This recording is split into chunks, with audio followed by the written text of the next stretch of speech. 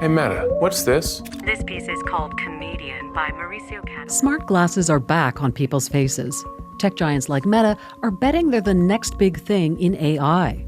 I think that personal devices like glasses that can see what we see, hear what we hear, and interact with us throughout the day are going to become our main computing devices. On their recent earnings call, Meta touted the success of their Ray-Ban smart glasses, tying them to their future AI hopes, and they have newer models in the works. But they're not the only ones getting into the glasses game. Hey everyone! Right now, you should be seeing exactly what I'm seeing through the lens of my Android XR glasses. Google recently demoed glasses with Gemini AI. Apple is rumored to be releasing AI-enabled glasses down the road. Chinese company Xiaomi just released its first AI glasses, available for now on mainland China.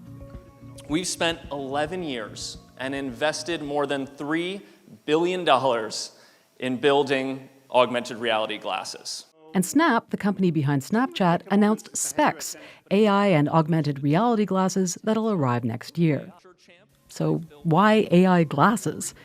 Because there's intense competition for AI supremacy now. And as people get used to using ChatGPT, Gemini, and other AI tools, the pitch is many of us will want an AI assistant embedded in our glasses. The progress in AI is opening up new use cases for these glasses. And so it makes it more interesting to have one more device. So a future of AI with us throughout the day on our wearable devices. But how about right now? Would you buy them? Meta's glasses are already available, so I met with optician and store owner Dennis Lim Aken to talk about the market for these things. So why are people buying this? Well, what's intriguing to most people is that you're able to record video and still experience what you're looking at instead of looking at something through your phone.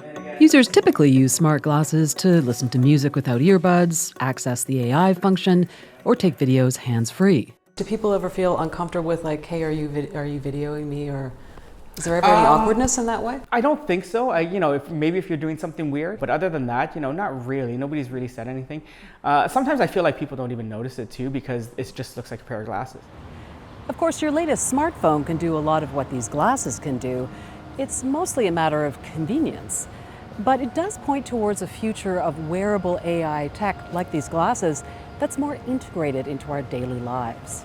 If you have agents that have access to your visual world, not just your digital world, you're opening up new ability for the agents to be proactive about finding ways to help you. So it's going to be able to build an understanding of your life, and that is much richer by being part of your physical life, not just your digital life. But of course, the more integrated it may be in future, the more data about you need to access. For example, your calendar, your contacts. Ideally, we provide a lot of control for the users to be able to make those choices. The tricky part is right now the interface to a lot of these controls is pretty complicated. So if we think about social media platforms, there are lots of ways to customize our experience, and yet very few people take the time to go in their settings. When I took the glasses out for a spin, I could see some convenient use cases, but some situations needed a workaround. Hey Meta, what's the best way to get to Roy Thompson Hall? The Roy Thompson Hall is around 120 meters away. That's about a 2-minute walk. It can tell me how far away it is and how long it'll take to get there, but it can't help with directions. Turn-by-turn navigation requires using a mapping application and playing the directions through the glasses' speakers. Or if you're partially sighted, you can see this piece of equipment here, but you can't read the plaque about it, you can get Meta to do that for you. Hey Meta, read this sign aloud. Steenbeck ST 1900, C1975, 16mm flatbed film viewer. But of course, you're relying on today's AI models to be consistently accurate, which they currently aren't.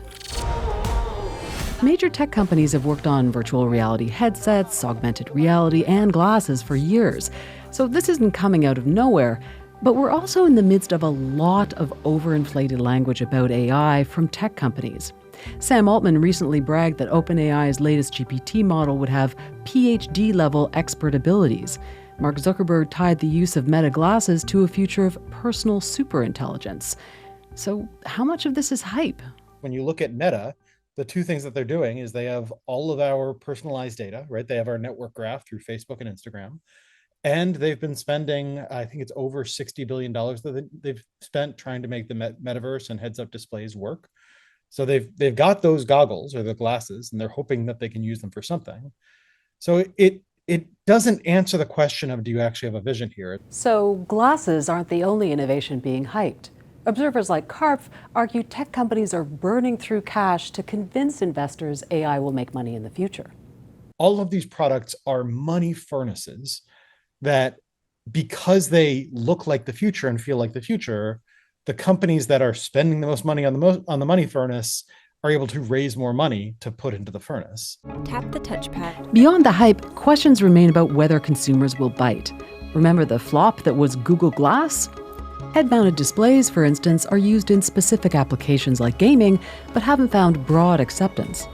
And then there are the ethical and privacy questions. People already take sneaky photos with their phones. What about when it's a pair of glasses with just a tiny light to show the camera's working and they'll let you live stream? The FBI said the suspect in the New Year's Day truck attack on New Orleans wore Meta glasses to survey the scene beforehand. And during the recent trial of hockey players in London, the judge temporarily barred a man from attending because he was wearing smart glasses in the courtroom where taking footage isn't permitted. We're starting to see the first cases of people, students taking the glasses into an exam room and cheating during their exam with that when, people are not necessarily aware of those possibilities. And then there's the personal data piece. Meta recently changed their glasses policy. Now what you say when you're interacting with Meta AI can be stored and used to help improve their AI systems. Right now, there's a difficult transition period because people don't necessarily understand the capabilities. We're going to need to evolve new social norms around this technology. If all these glasses take off, it's going to be convenient, but complicated.